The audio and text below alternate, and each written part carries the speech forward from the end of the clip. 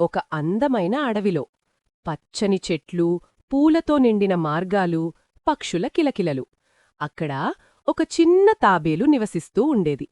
ఆ తాబేలు నెమ్మదిగా నడిచేది, చాలా నెమ్మదిగా. అడవిలో ఉన్న జంతువులన్నీ దాన్ని చూసి నవ్వేవి. కుందేలన్నది, "నువ్విలా నెమ్మదిగా నడిస్తే ఎప్పటికీ గమ్యానికి చేరవు." జింక కూడా నవ్వుతూ, "మేము పరిగెత్తితే క్షణాల్లో చేరిపోతాం" అని చెప్పింది. కోతి చెట్టుమీద నుంచి చూసి, "నువ్వింకా అక్కడే ఉంటావేమో" అని సరదాగా అంది.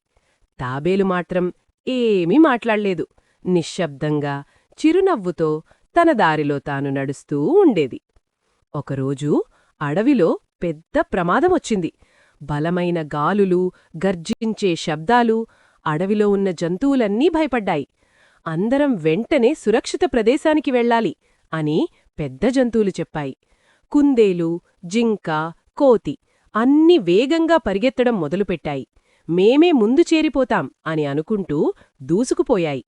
కాని కొద్ది దూరం వెళ్ళాక కుందేలు అలసిపోయింది, జింకకు శ్వాసాడమేదు, కోతికి బలహీనంగా అనిపించింది.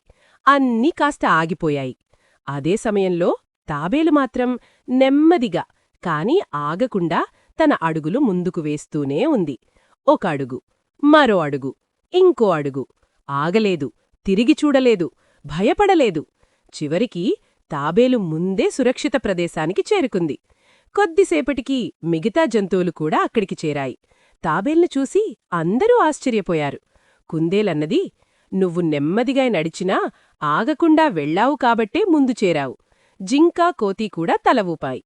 అన్నీ కలిసి చెప్పాయి, "నెమ్మదైనా ఆగకుండా ముందుకు వెళ్లడమే నిజమైన విజయం." తాబేలు చిరునవ్వుతో తల ఊపింది. నీతి: స్థిరమైన ప్రయత్నమే విజయం.